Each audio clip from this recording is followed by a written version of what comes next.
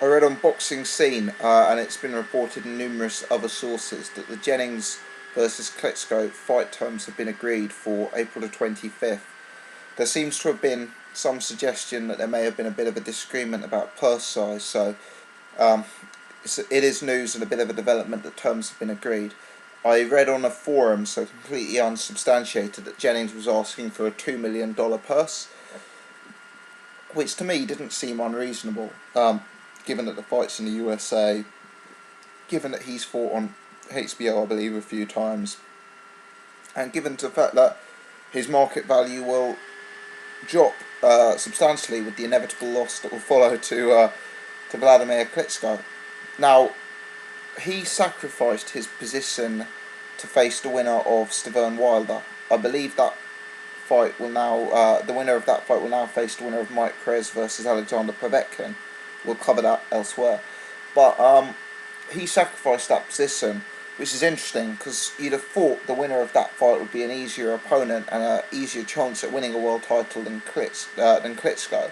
But it's clear that finances have played a part in this one. I mean, if we're to believe that he has got around the $2 million mark, or let's say $1.5 million to $2 million, that's a good payday. Even if after he's paid his taxes, his promoters, his managers, that's still going to be a very, very life-changing payday for Bryant Jennings.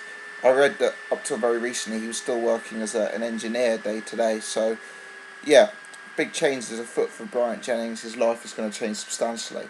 I also read that Chris Arreola was paid $80,000 for the vacant title against Bryant Stiverne, which certainly tells us that if Stiverne beats Wilder, a Stiverne Jennings fight, that sort of money may not be available to Jennings. We may still be looking at 5-figure paydays, let alone 6-figure paydays, whereas now he's looking at a multi-million dollar payday. So he seems like a nice guy. I've listened to his interviews. I've listened to him on Bayloric TV. I know Ingram Jones has got a very good relationship with him, and I've enjoyed their interviews very much.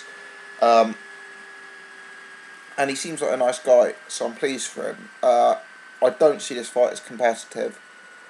I know Jennings is an athlete. I know he's got oversized reach. I know he's got potential to dance, to move, to use his athleticism.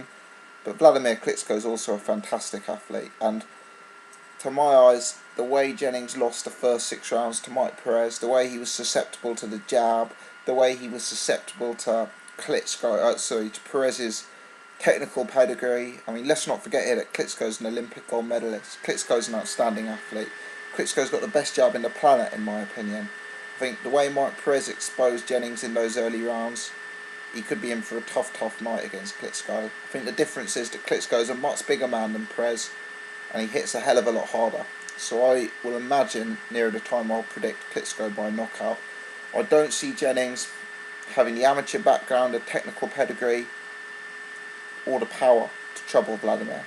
And I view this as a relatively easy defence for Klitschko. Let me know your thoughts. Thanks for watching.